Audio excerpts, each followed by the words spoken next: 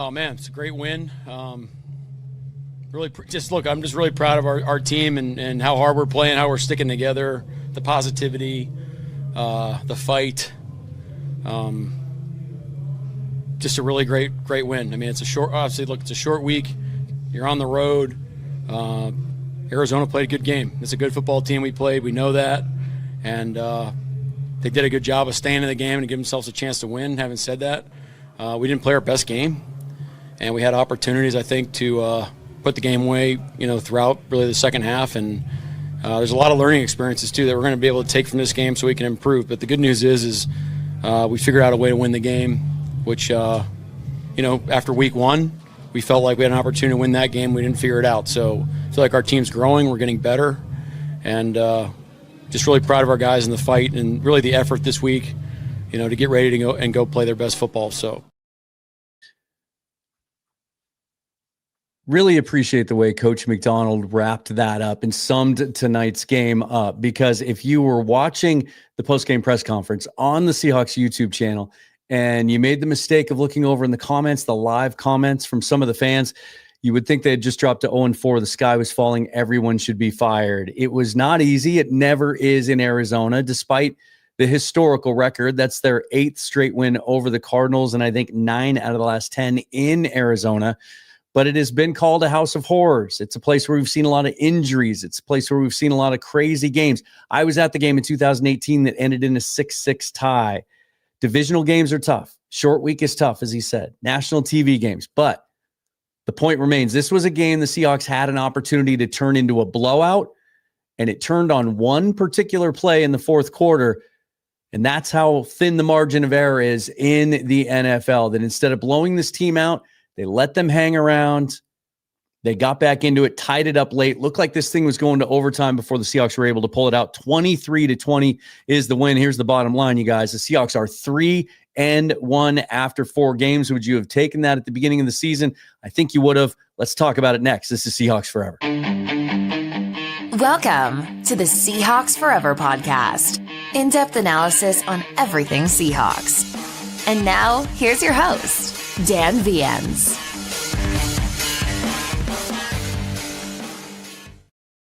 Let's check in on my picks from tonight, because they weren't much better than the Seahawks' performance in the second half. As you can see there, I'm 2 for 4. I got Sam Darnold correct on over 180.5 passing yards. He finished 18 out of 26, 242 yards and a touchdown. And then, unfortunately, I was right about Marvin Harrison. I thought he'd make a couple of plays. He did late in this game. They actually made the difference in the Cardinals getting back into this one. Over 49.5 yards. Missed on Torrey Horton. He only had 1 catch for 10 yards. Missed on Kenneth Walker. He did not get in the end zone, despite, well, we saw the full Kenneth Walker experience today, didn't we? Good and bad. We'll get into that as we look at some individual performances. But if you haven't checked out the Sleeper app, definitely do. Yeah, I could just kind of scroll through here and show you every single sport that you want to get into. We've got our Pick'em League on here if you just want to pick games. I'm 1-0 this week, as you can see, because I did pick the Seahawks in this one. And I just got to give myself a little credit. I just want to do this again. 13-3 last week. And then, as you can see, sitting on top of the pool, with a 39-10 record. But shout out to Eric for his 26-point week a week ago. But that's some of the stuff you can do. You can play fantasy football, daily fantasy sports, best ball. The prop bet stuff, legal in 27 states. Terms and conditions apply. But they are offering you at the moment 100% match up to $100 on your first deposit if you use the promo code FOREVER. All right, let's get into this, you guys. This was another crazy one in Arizona. Like I said, I was there in 2018 with the battle of the missed chip shot field goals. That was ugly. It's crazy. I remember walking out of the stadium and we were all looking at each other, Seahawks fans, Cardinal fans, like, what do we do? Like, how do we react? It also reminded me of a couple other games in prime time. The Lions a few years ago, KJ Wright batting the ball out of the back of the end zone should have been a penalty. They didn't call it. Cam Chancellor knocking the ball away from Rob Gronkowski on 4th and goal at the end of a game. I think that was 2016 in New England. It didn't have to be this way, and we'll go through some of that. but I want to get to some of your comments and questions early in this one. I will say this though, as I mentioned, it's so glad to see McDonald's perspective, because it's how I try to react to these games now. Now, if you'd watched me watching it in my living room here, you might not know that. I was a little fired up at times. But the reality of the NFL is it's really fucking hard. And the Cardinals do have a very, very fast, diverse scheme. They were talking on the broadcast about how, there's so many of these players that play for the Cardinals are hybrids. They can play different positions. It's hard to identify who's doing what. And they were flying around and they're fast and they put pressure on you. And that was going to cause some problems throughout the game. I thought the offense weathered it well. And we'll get into this when we talk about some of the drives in a minute. I want to get to some of your comments and questions first so we don't fall too far behind. But I like the way that they weathered the storm. There were a couple times, even in the first half, when things went poorly, and they always came back and responded positively. And with a young football team, especially on offense, that's what you want to see. And yet there were people in the comments on the Seahawks Press Pass page saying that this was an unacceptable performance. First day watching the NFL. X-Wing, what's up? 4th and 1 and we're in shotgun. Can we burn some sage and purge the ghost of Grubb? I don't see it that way at all. I think what we've been seeing throughout these first 4 games with Clint Kubiak is you're never going to get a predictable look from him. He's gonna go shotgun on 4th and 1. Sometimes he's gonna go under center on 1st and 10. He's gonna throw. He's gonna run out of the shotgun. He's gonna throw out of under center. I like the variety. I was thinking as I went through this game that in this particular one, I think we saw more than we have all season. And when I go through with the little extra time with the mini bye next week and look at the all 22, I want to chart it, and kind of like run, pass, formation. I do think the 4th down decision in the second half, I tweeted about at the time. I hated it because I want to be aggressive. I want to go for it. I see what these other teams do. You see the Ravens, you see the Lions, you see Harbaugh down there in LA doing it. And you want to impose your will, be physical. But I thought kicking the field goal at that time made sense. I thought you were doing it by the book because you have to believe that your defense can hold. And there was a lot of evidence to back that up. They just gave up a couple of drives late. The ghost of Grubb, I think, has been purged. This is a much, much different team. And it's a much, much different play caller. And the one that I did disagree with is, it's this one. This is the one you're talking about, right? Instead of going, because it was 4th and half a yard. Why not do the A.J. Barner push? I agreed with you on that one. Hawk's Eye with Bryce Coots.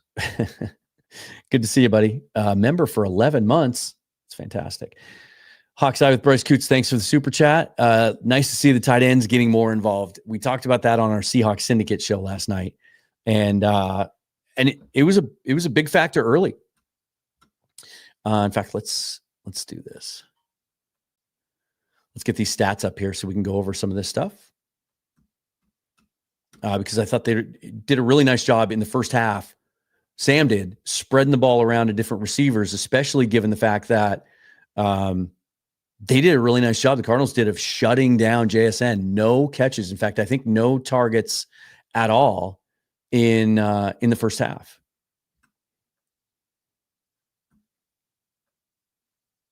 Let's just take care of that.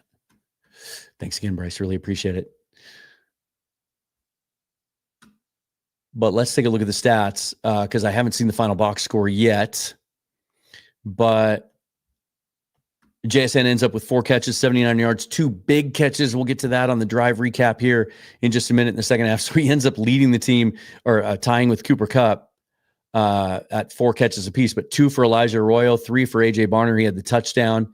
They got the ball out to Kenneth Walker once, Jake Bobo once, Torrey Horton once, Zach Charbonnet twice. So 18 completions to 8 different receivers. Sam, 18 out of 26, 242 yards, a touchdown. No interceptions again. He did take 3 sacks. On defense, Seahawks got to Kyler 6 times. That was big in this game. That was really big in this game. All right, we'll get back to this in just a minute. Christopher Hamami, thank you so much for the super thanks. Appreciate that. The JSN calls BS and it flipped the momentum.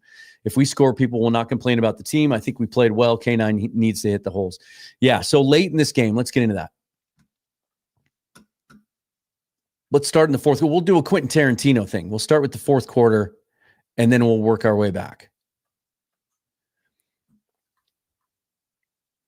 So at the start of the fourth quarter, the Seahawks are up 17-6, and they begin the quarter with a field goal drive. However, that field goal drive should have been a touchdown. And at that point, it would have been 24-6 with about 9 minutes left. This game's over, right? It's a nice drive, 14 plays, 53 yards, a little bit of running, a little bit of passing, just kind of working their way down the field. They get a big 20-yard run from Kenneth Walker down to the 27. And then Zach Charbonnet scores first and goal from the Arizona 7. And they call holding on Jackson Smith and Jigba. And the thing, it was a great moment too, where you catch him on the open mic saying that was bullshit. And the referee gave him a look like I think we've all gotten from our mother when we were kids, right? Like, at least he didn't throw the flag. But it was bullshit because JSN got blown up on the play. Like, he went to block the guy and the guy smoked him. And you know, JSN ends up on his butt. And they call the flag because they threw the flag because I think they thought he pulled him to the ground, but on the replay, he didn't. That was a very, very questionable call. It really didn't impact. Max Melton had his back to Zach Charbonnet. There's no way he's going to make the play. I wish they would take that into consideration. You talk about bang, bang plays. That's not a bang, bang play. If you're a ref and you're sitting there and you see Max Melton running away from the running back, who's, Zach Charbonnet is headed towards the pylon. Melton has his back to him. Yeah, I don't know. I'd have to see that again, but that seemed weak. But it gave them life and it let them back in the game, and it made it a 1-score game when it should have been a 2.5 score game. So now it's 20-13, and they're feeling good about themselves. And Kyler's feeling good about himself. And they drive down the field, 8 plays, 73 yards for a touchdown to tie it up. No, I'm sorry. That was the drive. Man, I hate the way ESPN does their drive charts. They should put at the top where they recap the drive, they should put the score. See, it says touchdown, 20-13. No, never mind. 16-yard touchdown pass from Kyler Murray to Marvin Harrison. And that was, I remember in the moment thinking, okay, it's not just that it got him within 7, but you let them believe in themselves. This team came into this game down, and they look like it in the first half. Kyler Murray's body language is as bad as ever. He's air-mailing balls on 3rd down, just like he always does. Marvin Harrison had the drop that turned into the interception from Ernest Jones. It was one of the nicest balls you're ever going to see Kyler Murray throw, especially over the middle, but it was in the middle of like 5 Seahawks defenders. I think Harrison thought he was going to get smoked. He bobbles the ball. Ernest Jones picks it off. So you think we're just building off of everything, all the negative momentum they had coming into the game and all the positive momentum we had coming out of the Saints game on a short week and everything else. And we should have been able to put them away. That was what Mike McDonald said coming out of the locker room. Is let's see if we can put this team away. But you let him get that touchdown. He goes up and high points the ball. And, makes the kind of catch that we expected Marvin Harrison Jr. to make a lot more of. And they're within 7. And then the Seahawks have a chance to put it away again. So they had 2 real opportunities to put this game away. And they go 7 plays, 43 yards in 2.5 minutes. And Jason Myers pushes a 53-yard field goal wide right. I blame Kurt Herbstreit for it. Al Michaels is just talking about how 55-yarders are chip shots now. And Herbstreit goes, this is ho-hum. And he pushed it wide right. And then the Cardinals responded. And that's when they went down and tied it up. 12 plays, 57 yards in 2 minutes and 48 seconds. But if you're sitting there at home and you're just catching up to this, you didn't watch it on TV or whatever, and you think, how could our defense just let him go right down the field? Well, they didn't. They had a couple of run stuffs there, forced a couple of incompletions. There was a 4th and 4. They gave up a 5-yard pass to Michael Wilson, so they had him stopped. Then they sacked Kyler Murray. They got to him 6 times in this game. And then they had him 3rd and 5, and they give up an 18-yard pass to Marvin Harrison. This is that's after the touchdown pass. So now he's feeling good. He goes up and makes another contested catch. Devin Witherspoon played the ball as well as you can play it. He's all over him. I think he made contact with the ball. I don't put that on Witherspoon at all. Harrison's got him by 5 inches and 30 pounds. He did what he's supposed to do, and he hasn't been doing. I thought Witherspoon made a nice play. And then you end up with the 7-yard touchdown pass to DeMarcado. I got my drives mixed up. Where's the one? My goodness, where's the? Here it is. Yeah. So it was on the touchdown drive to bring them to within 7. So it was 20-6 with 9:33 left in the game when they went on their first of 2 touchdown drives to cut it to 7. And this was one where on 2nd and 4, Murray throws the ball to Weaver and Reek Woolen with defensive pass interference. Yet another miscue, poor play from Reek Woolen in a big moment in the game. I don't know what happened to this kid. The biggest knock on him his 2nd and 3rd years were people thought he wasn't physical enough, right? Didn't come up and make plays in the run game the way some people wanted him to. That's not what's been happening now. I mean, he was such a good cover corner. The stats backed it up. We saw him make play after play. Even last year when people still weren't, were kind of out on him, like his coverage grades were good. His passer rating against was good. I don't know, maybe he's kind of going through what Marvin Harrison was going through until tonight, unfortunately. You just lose your mojo. You lose your juice at a certain point. But I'll tell you this, I don't remember seeing Darian Kendrick out there at all tonight. Did you guys? And maybe it's just because he's only been here 3 weeks. Mike McDonald talks about how hard this scheme is to learn. He just isn't ready to play boundary corner yet. I don't know. But with a week and a half before we play the Buccaneers, even though they're not going to have Mike Evans, I think they get Godwin back. Ibuka's lighting it up there through his first 4 games or 3 games. I think Darian Kendrick needs to be put in a position to where he can challenge Reek Woolen for some of those snaps. There was some interesting movement at the beginning of this game. It actually, when the starters were out there to start this game, which is what starters do, I suppose, we saw Josh Jobe and Devin Witherspoon on the outside. And then we saw DeAnthony Bell and Drake Thomas flanking Ernest Jones. So DeAnthony Bell was kind of playing that big nickel role, and Drake Thomas was in there and started the game at weak side linebacker. Now, the second drive, we saw more Tyrese Knight, and the rest of the game, it seemed like they were alternating. Maybe that's by certain positions. We'll have to look at that. Maybe that's something Bryce and I can look at in the film lab next week, how and when they're using those guys. But Drake Thomas, I think, outsnapped Tyrese Knight tonight, had the sack late in the game. It was big. So that'll be something worth looking at. But it's an issue. He's just not making the plays when he's in position to make them. And it's cost us 1 divisional game already, and might have cost us another one tonight. So, yeah. I don't know really what to think of Reek. I mean, the talent's there. And there you go, Hayden. Those are my thoughts on that.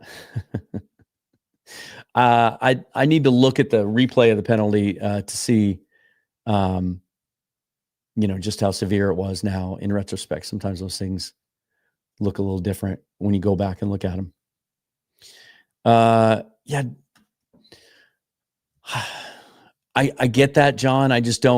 We don't know. Like, we're not in the meetings. We're not in those practices. We don't know.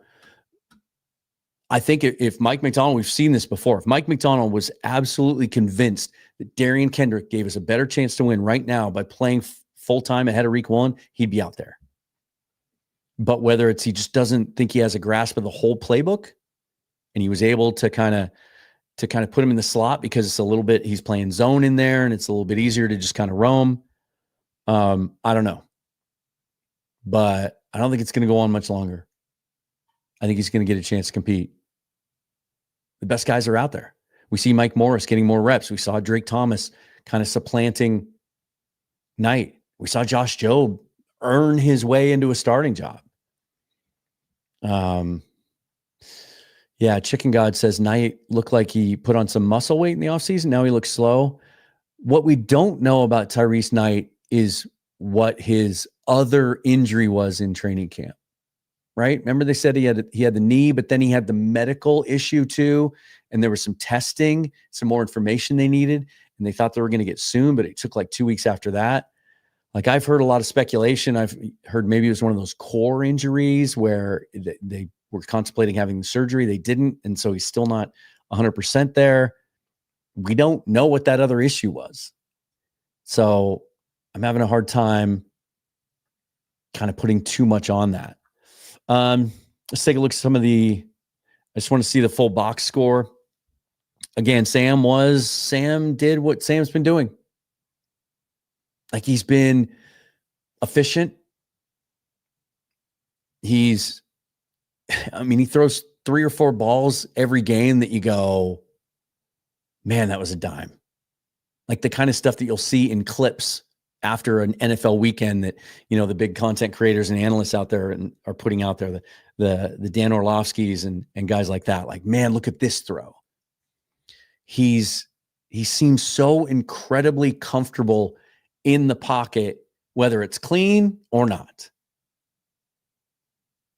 We saw him use his legs today and get out and have a 24-yard run.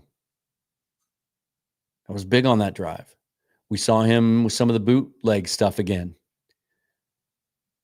And we saw, the one big shot he had to JSN late was on 3rd and 4. It's a crucial down. He doesn't play it safe. He trusts his eyes. He trusts what he sees. He trusts his receivers to make plays. I think that was another really good performance from Sam Darnold. Kenneth Walker, 19 carries, 81 yards, 4.3 average, a long of 21. That doesn't sound bad, does it? Let's see if we can pinpoint it. First drive, Walker, 0-yard run. Walker, -3-yard run. And that was probably one of those he had, after we didn't really see much of this first 3 weeks, he had 3 or 4 plays today where it got stuffed in the middle and he tried to spin out of it and run backwards and ends up losing yardage. But then Ken Walker, 9-yard run. Ken Walker, 21-yard run. 8-yard run.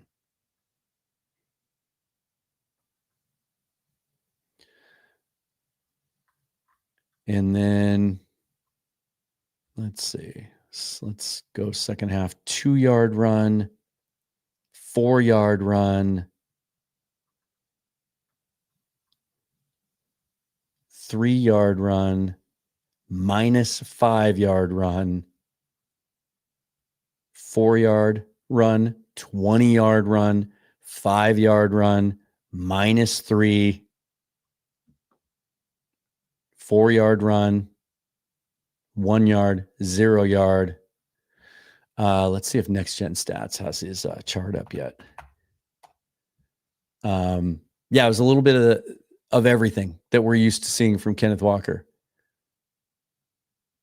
Yeah, they do. They have it ready. Let's do this.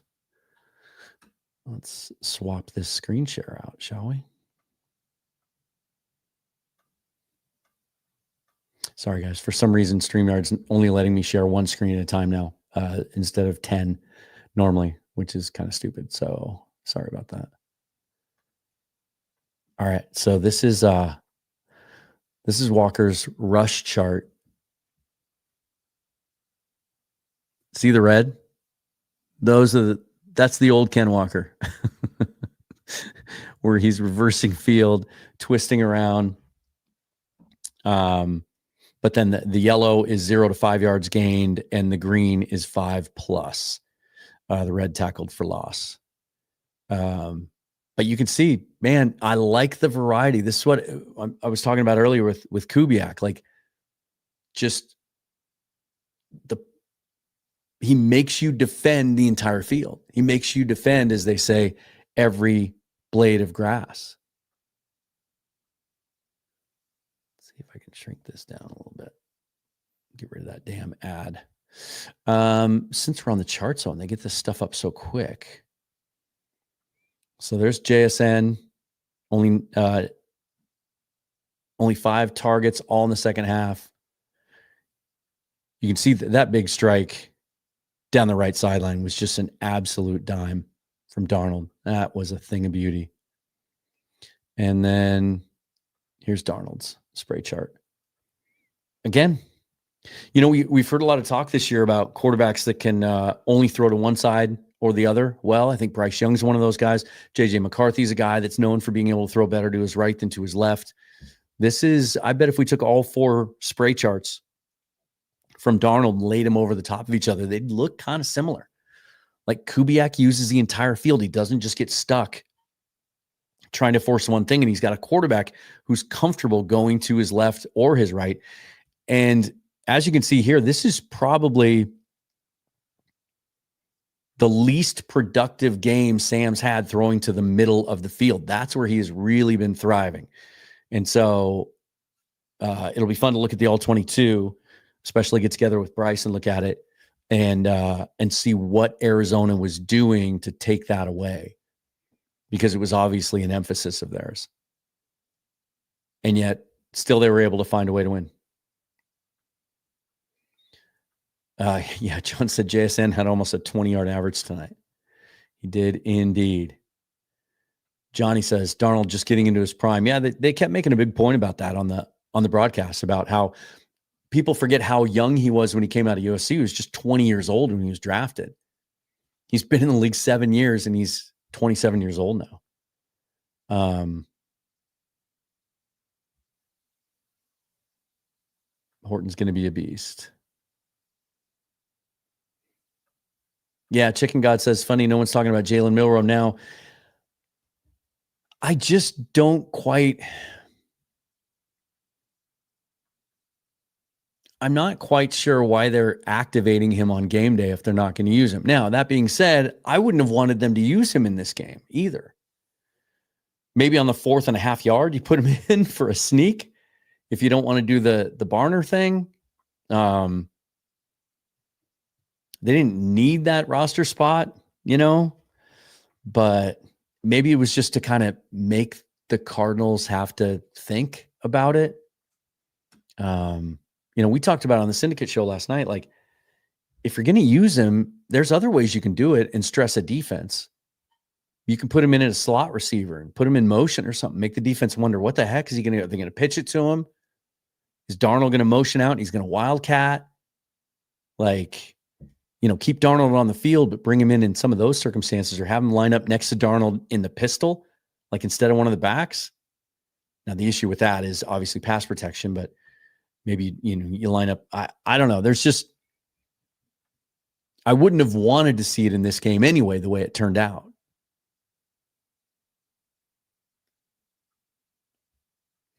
Yeah, that's if I have one complaint about Kubiak tonight, it was that play. That just made no sense. You've been successful with it. I think they're 2 for 2 with Barner. I like the call to go for it there. I thought it was big. But then you do that. You try to run it out of shotgun. Yeah. Didn't quite really get that. Yeah, Sam played great. Heck of a throw to JSN at the end.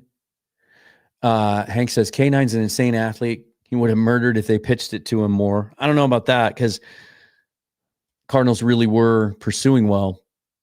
But I like the way, look, we're through 4 games. Kenneth Walker stayed healthy. I like how hard he's running for the most part. I think we're seeing fewer of those negative plays. He does seem to be getting more comfortable with kind of knowing where the holes and seams are and going with that. But the negative plays are still there. They're still a thing. And until he eliminates those, I think they're going to continue to be talked about. I thought Charbonnet was good in his opportunities tonight too. What did he end up with?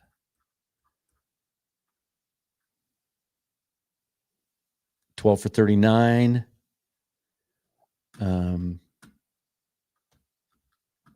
Unfortunately, he didn't get the touchdown. Yeah, 3.3 yard average. It's not great, but he had a couple of big runs. And that last one to put him, in the middle of the field for the field goal was, like I said, that was a studly run.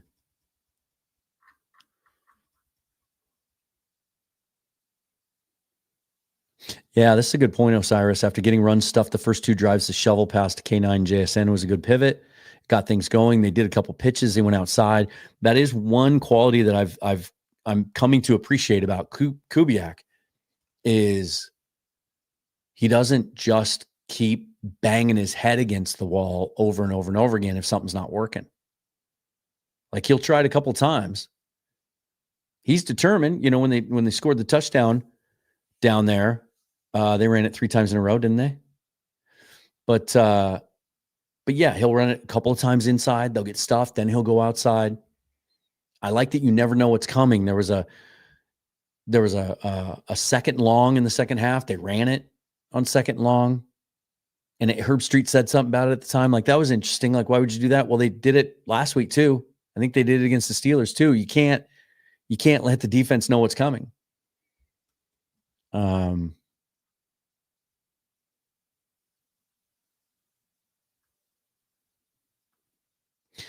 I don't know, Johnny. Johnny says, felt we were trying to not lose instead of playing to win in some of the second half play calling.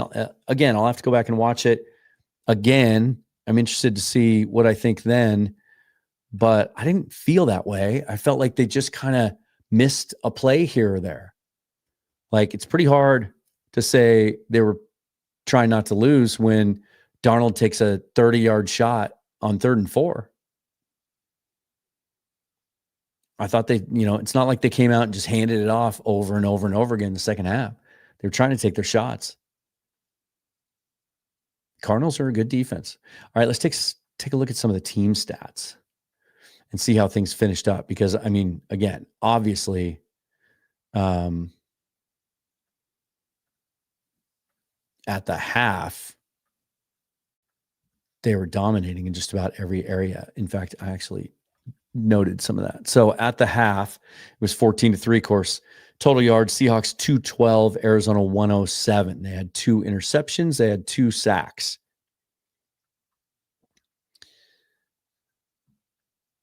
For the game,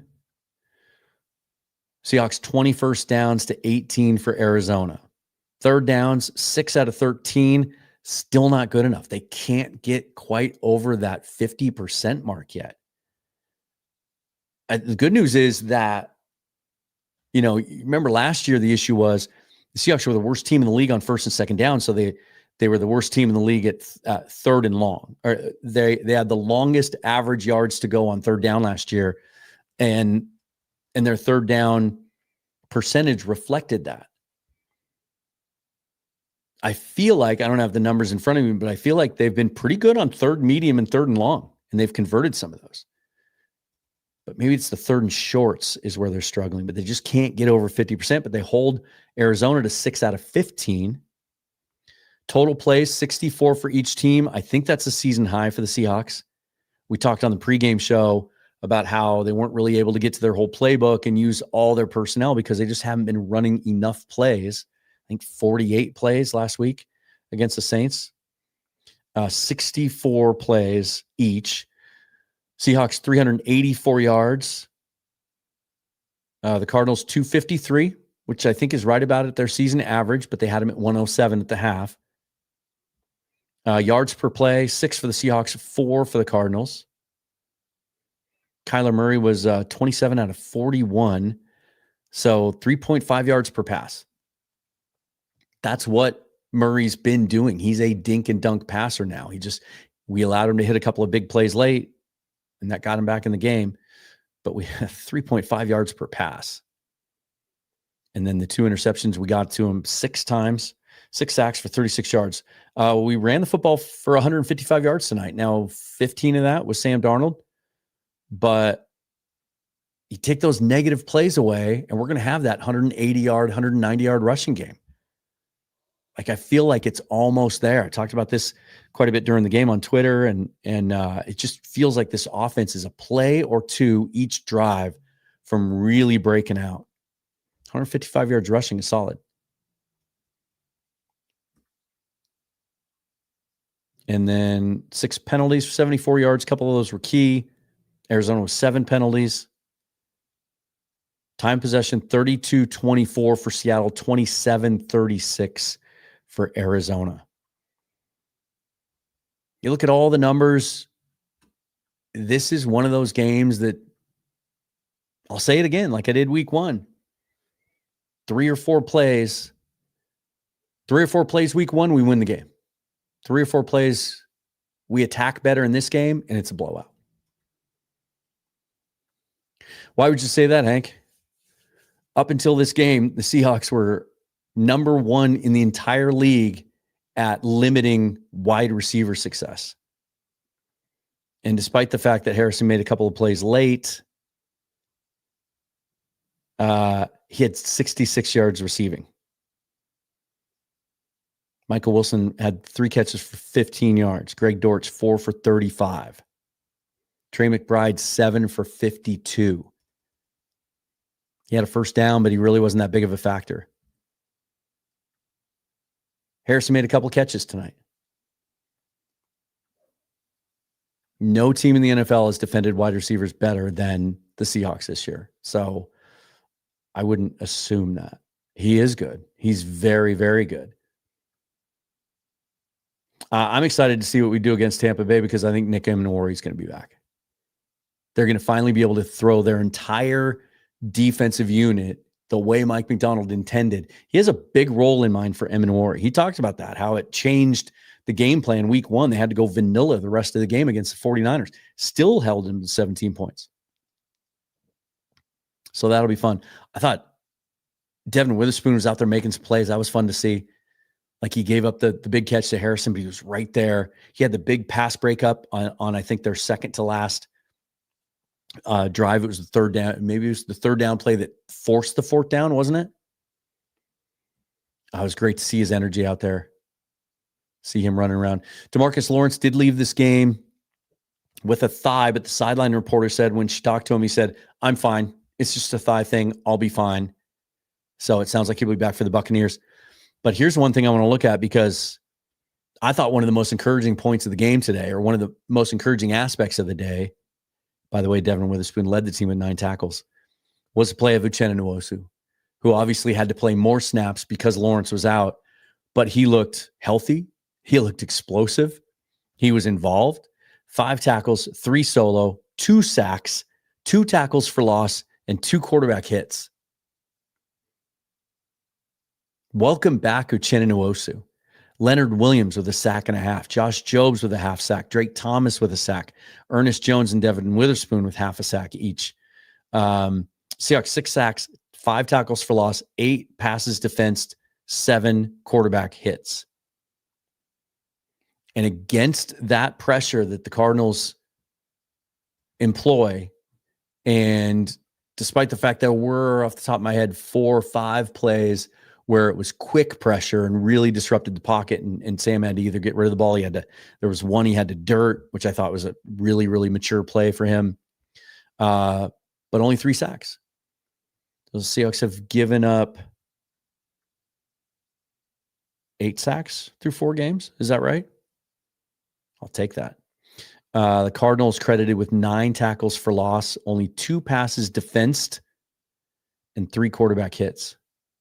I think this is going to be another game where Sam doesn't get dinged in his PFF grade for turnover-worthy plays, and he had a couple more big-time throws in there too. Again, the interceptions for Ernest Jones and Kobe Bryant. Nothing really to speak of in special teams tonight, except for the missed field goal by Jason Myers. Ernest Jones, 8 tackles. Julian Love, 6. Drake Thomas, 5. Josh Jobe, 5. Tyrese Knight, 5. Knight had a tackle for loss. So did Drake Thomas. So did Leonard Williams. Leonard had 4 tackles, 3 solo, 1.5 sacks, 1 tackle for loss, 1 pass defensed, 1 quarterback hit. Did a little bit of everything. Boye Mafe, just 2 tackles, 1 pass defensed, and a quarterback hit. Mafe doesn't have a sack yet this year, does he? Yeah, so Johnny says Darnold's quarterback rating was 114.4. John says we can't let Baker start cooking next week. I think they're 3-0, and he's led 3 game-winning drives in all 3 games, right?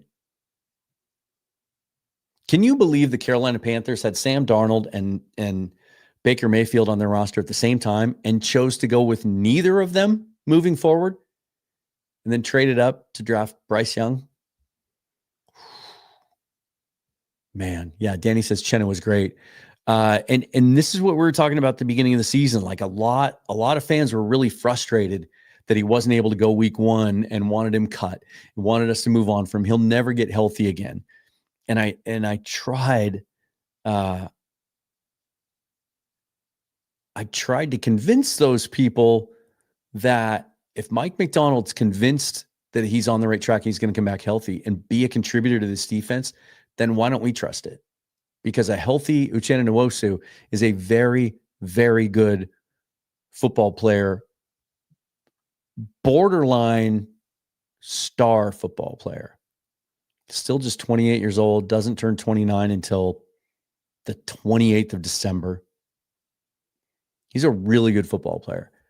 I think he's a Mike McDonald football player because he sets the edge, he plays the run, and he can get after the quarterback.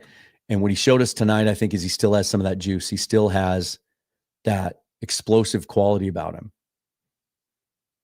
And I think now you can look ahead to Tampa Bay. Okay, now you get DeMarcus Lawrence back. Well, Lawrence's value is he can play inside and out. He can play the big end, and he can reduce inside, and he's great against the run. He can still get to the passer, but his forte really is setting the edge and playing the run. And Nwosu can give you that juice off the edge as another pass rusher. That's something to get really excited about. Here's some positivity from Hank. Our whole defense had an insane game. I don't think anyone had a bad day, except you could say Devin Witherspoon, but he's better against the run. Yeah, and there's nothing even on those couple of touchdown drives late in the game that indicate that we were gassed or that they found some weakness in our defense. They just made a couple plays. Sometimes it's as simple as that. We always want to find a reason for everything. We always want to blame someone for something or find, some sort of thing that we think is a trend and maybe overreact to it or blow it up bigger than it needs to be. Sometimes guys just make plays. Marvin Harrison was considered a generational talent coming out in the draft last year. That's why he was a 4th pick as a wide receiver. Got off to a poor start. Maybe it's a bad fit in the offense. I don't think he has a good quarterback. I still don't. Guy can make plays once in a while, but as a whole, over a larger sample size, he doesn't get it done. But Marvin Harrison made a couple plays tonight. Made 2 plays. Also dropped a ball that gave it back to us. Yeah, this is John McGrath. I think it's insane. Both Kubiak and Darnold have been on 5 different teams in recent years. I think it's a good reminder too that just because someone jumps around doesn't mean that they couldn't make it at the last stop. I had people after they hired Kubiak, some people reacted that way. Oh, he's a 2-time reject or a 3-time reject if you count the little bit of time that he helped out in Denver. Like he's been fired twice. Why? Well, his whole coaching staff was fired with Mike Zimmer in Minnesota. His whole coaching staff was fired in New Orleans last year with Dennis Allen. So he clearly is a very, very smart coordinator. And with each passing game, I'm more and more convinced that we found the right guy. And I think he's going to be around for a few years. I know some people like to worry about, well, if you have a defensive head coach, and so he has to rely on, finding good coordinators. If they have some success, then they're going to get head coaching jobs. To which I said this about Darrell Bevell, and I've been saying it about Clint Kubiak ever since the first time I heard him give an interview. Watch those interviews. And then ask yourself, if you're an owner of a multi-billion-dollar football team and you want to make a splash and hire a new young head coach, and Clint Kubiak's the guy behind the podium, I don't know if that's how you're going to excite your fan base. Like, he's just a very dry personality and speaking style. I don't think we have to worry about Clint Kubiak going anywhere for a while, which is phenomenal because, we can start to talk as we get further into the season. As long as we see this continue to develop, we can talk about, like, as excited as we were this year to be coming into the season with one full season under the defense's belt in this Mike Macdonald scheme, and with all the continuity of all the players that were back from that unit last year, we can say the same thing now looking ahead to next year's offense. Like, this entire offensive unit is coming back next year. And they'll have had a full season under Clint Kubiak. I love the scheme. And I really like the variety of his play calling. I like how he responds to adversity within games. I like how he mixes things up, how quickly he adjusts when he sees something isn't working. And that's something that has been a real thorn in the side of coordinators here in the past. And is there anything more frustrating as a fan than watching a play caller, continue over and over to call the same types of plays when they're not working? Yeah, it's a great example. And I think teams are going to start to take notice. Like, hey, we missed an opportunity by not bringing in Geno Smith. We missed an opportunity with Sam Darnold. We missed an opportunity with Baker Mayfield. Like, when you think those guys are also rans or afterthoughts, and then they find an opportunity, it's about match and fit and opportunity, and you see how good they really are. I mean, shame on the Cleveland Browns for getting rid of him in the first place. Because where has that gotten them? How many quarterbacks have they churned through in just the 3 or 4 years since they let Baker go? It's ridiculous. Some teams should take notice, which makes you kind of wonder, maybe, we need to look around the league at some of the depth charts, like, who's going to be the next guy? Is it going to be a Zach Wilson? Is it going to be, who else can we think of? What's Josh Rosen doing these days? Danny says, I hope Kubiak sticks around.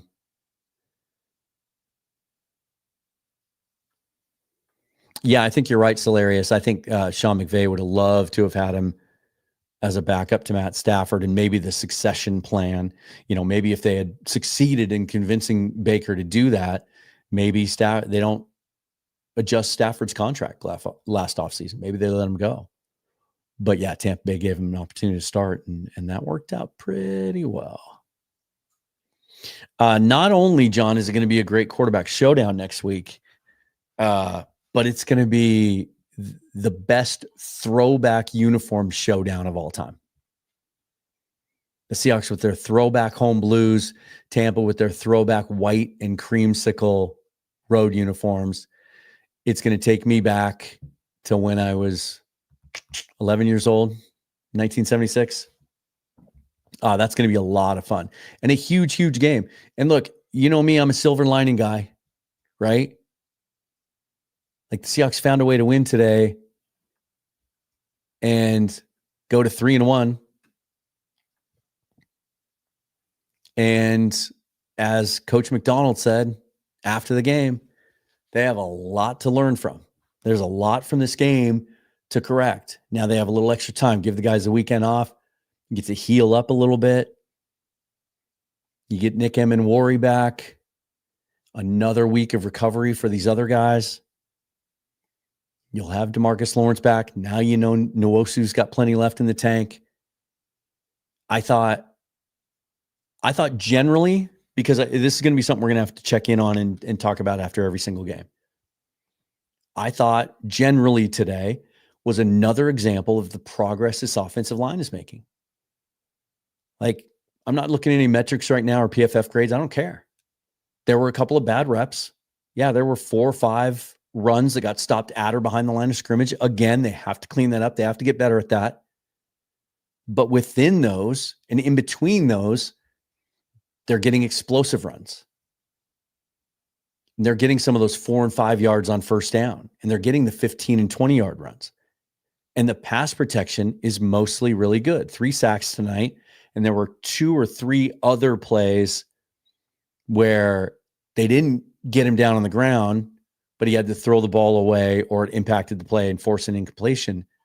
But in between that, he's getting time to throw. And Sam he seems like a guy that's oblivious to the fact that there's a negative history here with the offensive line, that there's any kind of stigma attached to it. His pocket awareness is very good. Like there's times where he moves in the pocket right before a guy is on him. Like he can feel him there.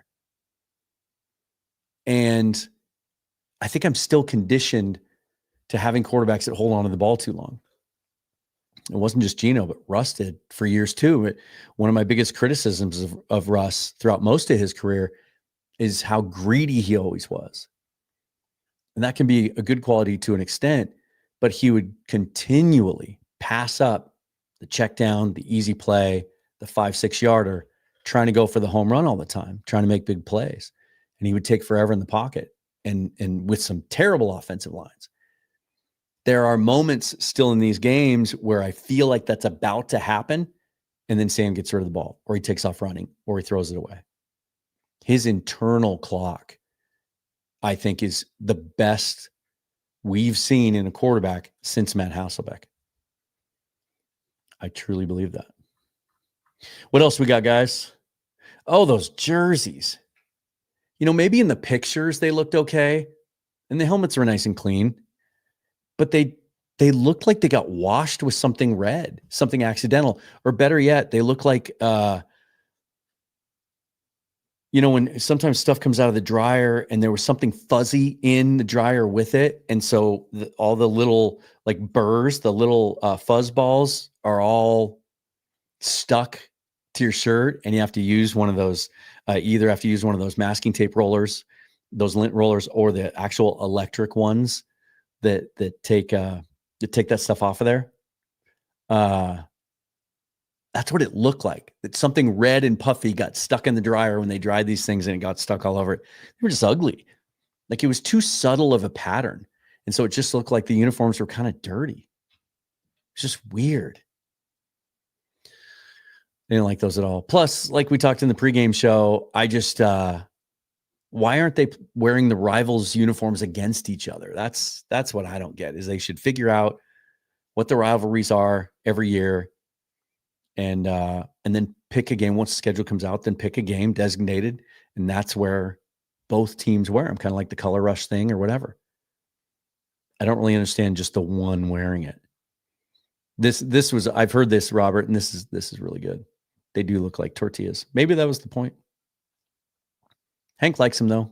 Got to give equal time. X-Wing says they look like someone spit coffee all over them.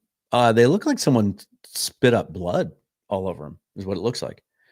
It looks like somebody committed a murder and there was some blood splatter, like Dexter. Oh, Hank's throwing in a fantasy football question here. Who should I start? Terry McLaurin, J-Mo, or Pickens? I might go Jameson right now. Like he just seems to be getting to be a much bigger role in that offense. And that offense is rolling right now too. John asked, do you think Russ is finally done now that the Giants have benched him? I think he's done as a starter. I think that's the last opportunity he'll ever get to come in somewhere and have a shot to compete for the starting job. If he wants to continue playing in this league, he has to accept backup jobs behind established starters. I think he's done as a starter.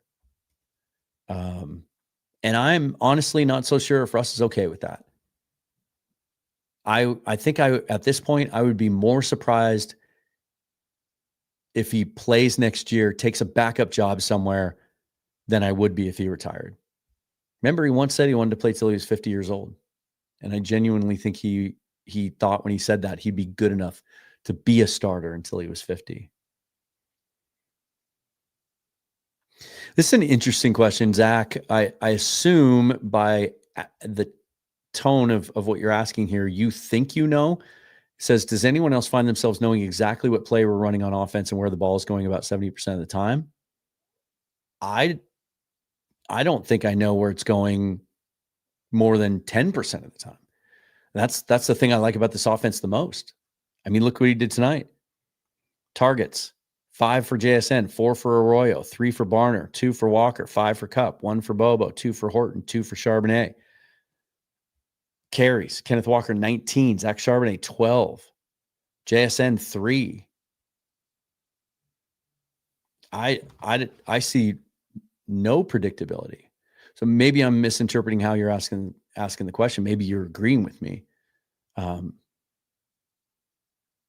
But that's one of the things I like the most about this offense. And then when you hear guys like Jake Bobo talk about how the scheme is structured and that even their coach, that the first step as receivers that they take off the line of scrimmage to be aware of where that first step is so that it doesn't indicate what the play is, and that they're running the same plays out of different formations. They're running different plays out of the same formations. There's a very, very low predictability rate with this offense. Even if you just want to go run pass, right? They're throwing it on 3rd and short. They're running it on 2nd and long. You just really never know.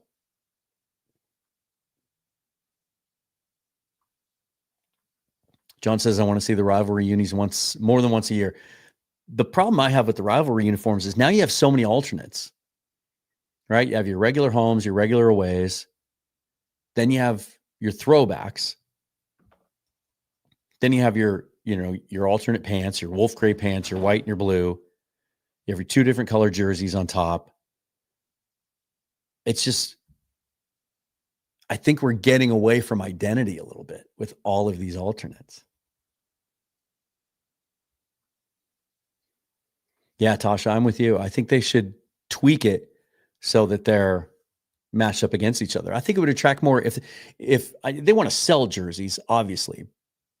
But don't you think you would sell more of them if the game you're wearing it to is against one of your rivals?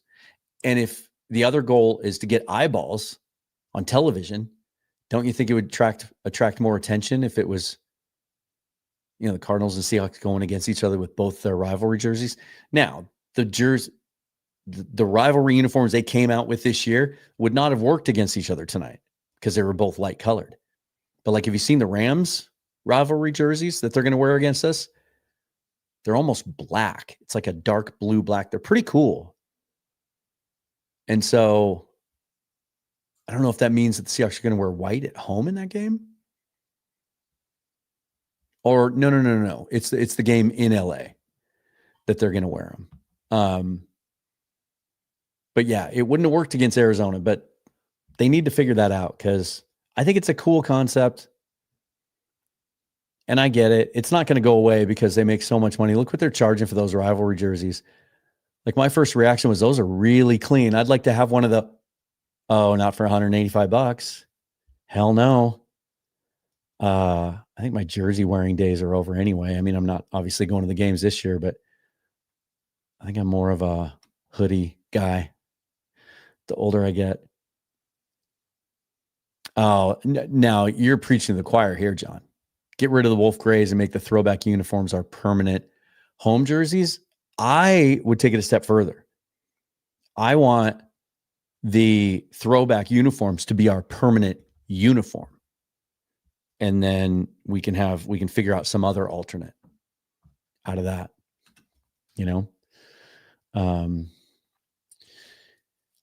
B says we missed Robbie this game. We did see Brady Russell in there at fullback a little bit. We saw him with a couple of key blocks, but again, we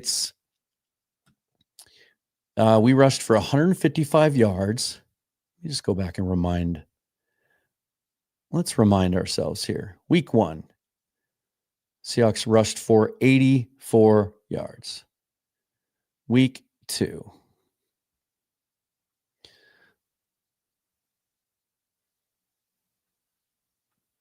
Week 2, Seahawks rushed for 117 yards. Week 3, against the Saints in a blowout, Seahawks rushed for 87 yards. Tonight, they rushed for 155 yards. It's their season high by a good chunk. So I don't know how much we missed him. Maybe he could have impacted some of those negative rushing plays.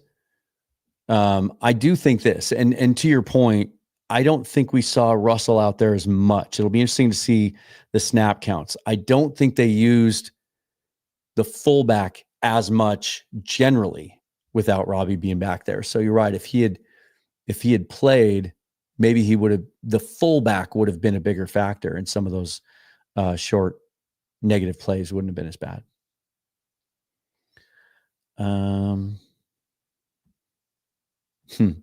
Mike says, how much longer are they going to roll out Woolen? He's a liability.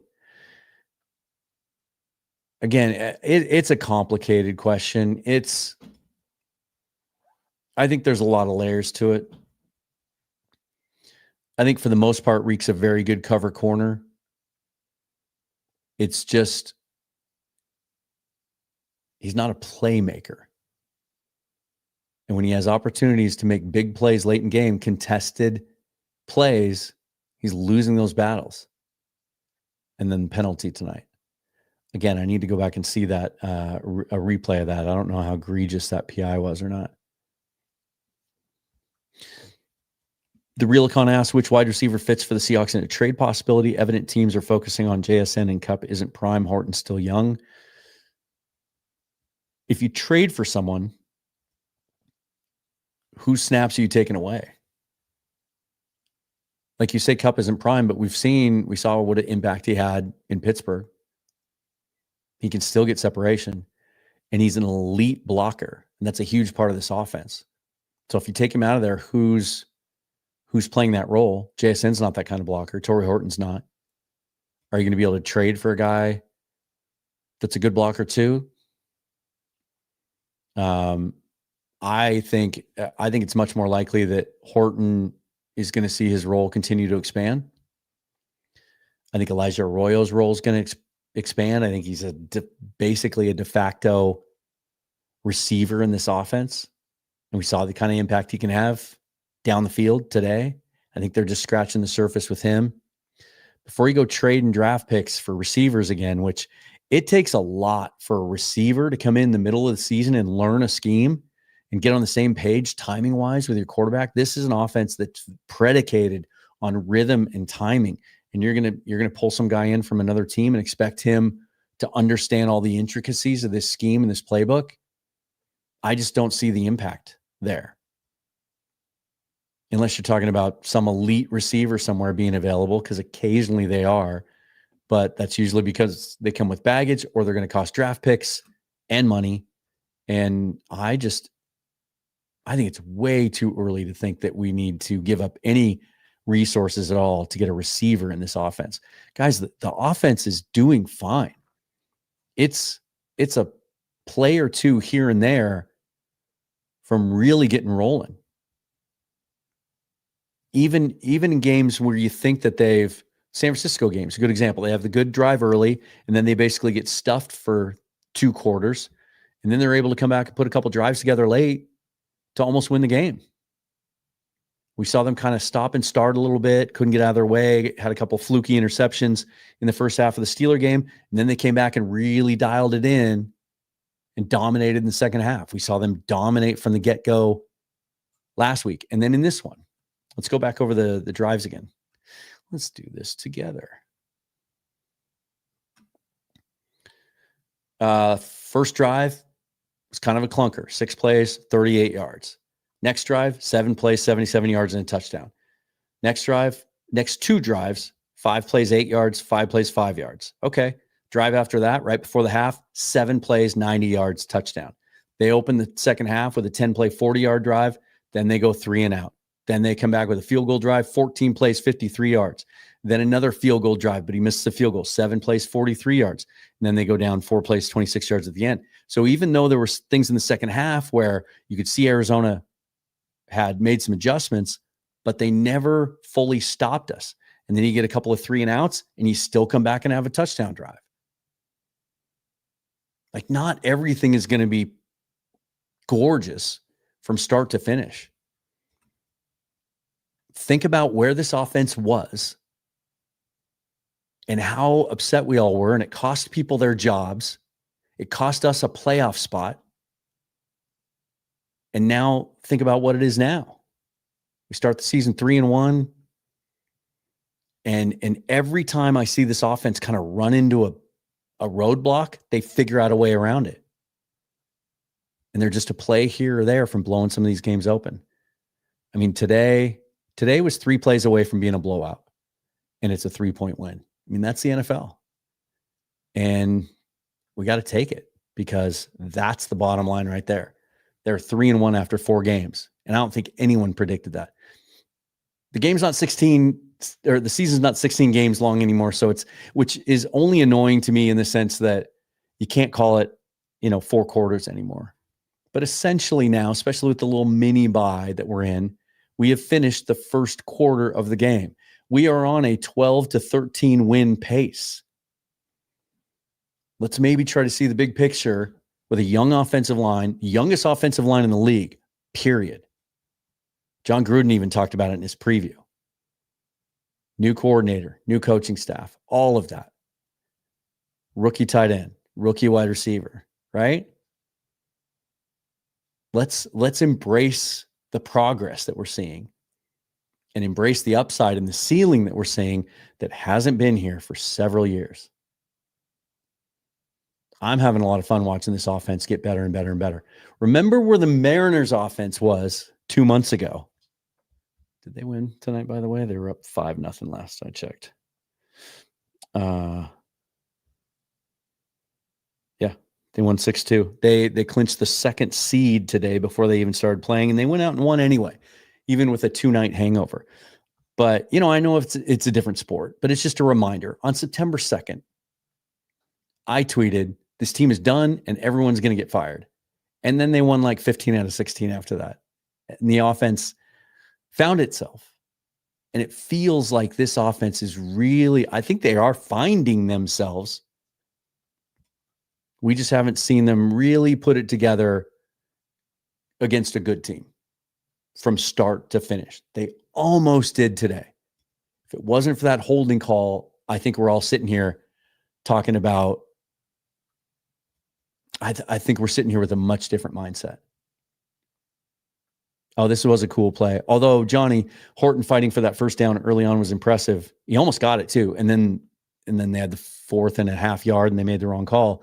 But I just think that exemplifies the kind of fight we see in this team. That the Charbonnet last run of the game to get in field goal position where he turns a no gain into 4 yards through just sheer will. This entire team plays like that, except for Reek, right?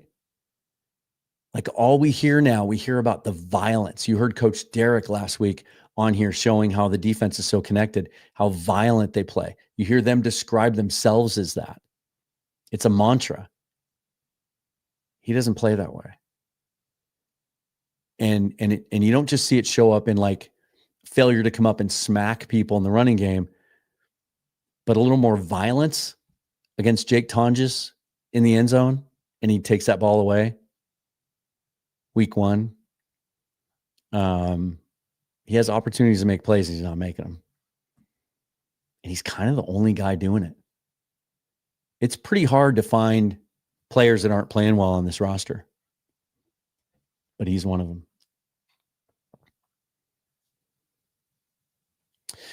Setting the Edge says, head scratchers, no misdirection that this offense relies upon. I recall seeing 3 or 4 of those play action boots from Sam. The pitch plays worked well. Why not more? Because if you keep going to the same thing, teams are going to adjust. So you got to mix it up, right? I have no problems with the play calling tonight at all, except for the 4th and 1 call. John says, want to see a breakout game by Arroyo? I thought we were going to today. You know, we talked last night about tight end usage, and he hit him early, and I thought, okay, that's what he needed to get going. We haven't seen him get a seam route yet. Like, that's what I have in my head, right? Remember Jimmy Graham in his prime, just like running down the seam like an ex-receiver? We haven't seen that from him yet. I just feel like it's a matter of time. Johnny says, yeah, Arroyo and Horton will be big later this year. Rockman Drum says, I had 32-10. It's kind of what it would have been, yeah, if they'd score that touchdown there, if they don't have the holding call. Call or 2 away from a blowout, says Hank.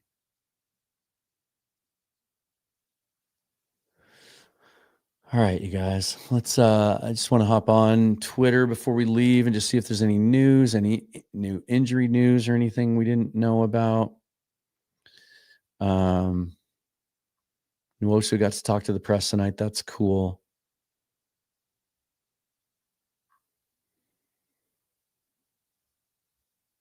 Yeah, I don't see.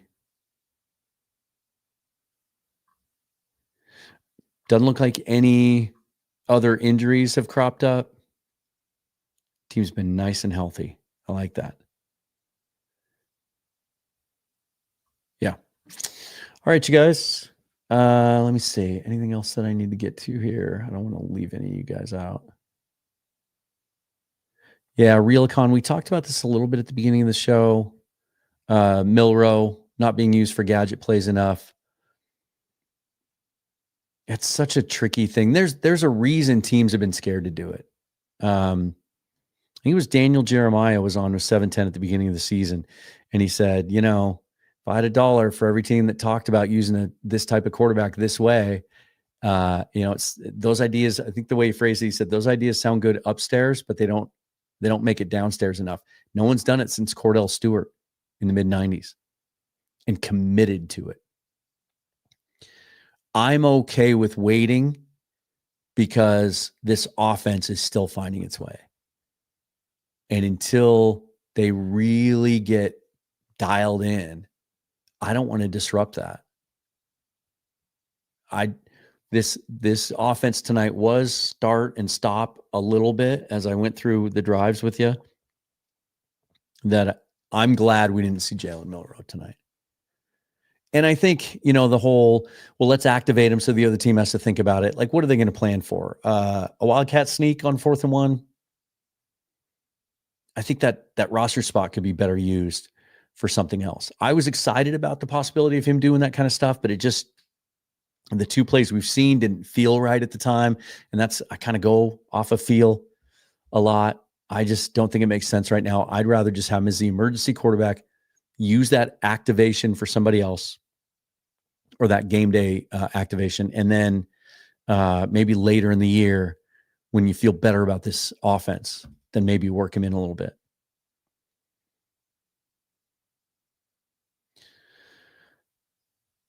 All right, you guys. I think that's going to do it for me. Thanks for those of you who were here and then came back because of the technical difficulties. So sorry about that. I'll probably have bad dreams about that. Stuff like that pisses me off. The Realcon says, Seahawks win the division. I'll buy you a jersey or a hoodie. You're on. Deal. I'm going to screenshot that right now. No, maybe I'm not. There we go. Boom. Saved. Yeah, Yeah, sorry, I'm just catching up with some of the comments. But for those of you who came in later, and if I didn't get to your questions, it's probably because those were just a little earlier. You can go back and check it out on the YouTube page. But yeah, I'm going to wrap it up. Guys, I'm going to take the weekend off, kind of take this mini bye, just like the players are, unless there's any big breaking news over the next couple of days. Going to take a couple of days. Finally, the schedules line up, get to spend a little time with my lady. And then we'll be back fresh on Monday with got a couple of cool things to tell you about. Let's do this first. Dana O'Gorman, my old friend and co-host from the Field Goals podcast, is going to join me on Monday, our first time chatting since the regular season started. Always love catching up with Dana. Can't wait to get her thoughts on not just this game, but on the first quarter of the season as a whole. And then the football analyst from YouTube, one of the best YouTube content creation, NFL-based channels out there. Gosh, I think he's up to like 200,000 subscribers. Garrett Greenlee is going to be making a return appearance on the show. Give us kind of a wide-angle national perspective on what he thinks of the Seahawks, and we'll get into a little bit with him. Some Tampa Bay Buccaneers thoughts, and then also what he thinks of the rest of the division as well. So Dana on Monday, Garrett on Tuesday, and then we'll move forward from there. Also, the NFC West mixtape will be Wednesday or Thursday, I think, with Rob. And then we'll just proceed from there. In the meantime, follow me on Twitter at Seahawks Forever, because then you don't miss anything, because I post everything there. Check out the Patreon, if you will. About to undergo, thanks to my buddy Osiris, and some help he's given me, a remake of the Patreon page, where essentially it's going to become a hub for us all to gather with a lot more engagement and interaction, including polls where you guys get to pick every, I think on a monthly basis, we get to pick like subject matter and get shout outs. That's going to be sort of the umbrella under which everything lives and will be archived there. Sort of one-stop shopping. It's not going to change anything that happens here on the YouTube channel, but go check out Patreon and look at the tiers and check that out. Also, my Substack and all the other ways you can support me are listed down below in the description. So have a great weekend, you guys. I'm going to enjoy it, and then we'll be back Monday, raring to go, getting ready to play the Buccaneers week 5, trying to get to 4-1 before a pretty favorable stretch after that in the schedule, but a big, big game looming in a week and a half. We did it. We got out of Arizona alive and well with a win and with our health. And every year we go to Arizona, those are the goals. We did it. Seahawks are 3-1. Thanks for watching, you guys. Really appreciate it. We'll see you next time.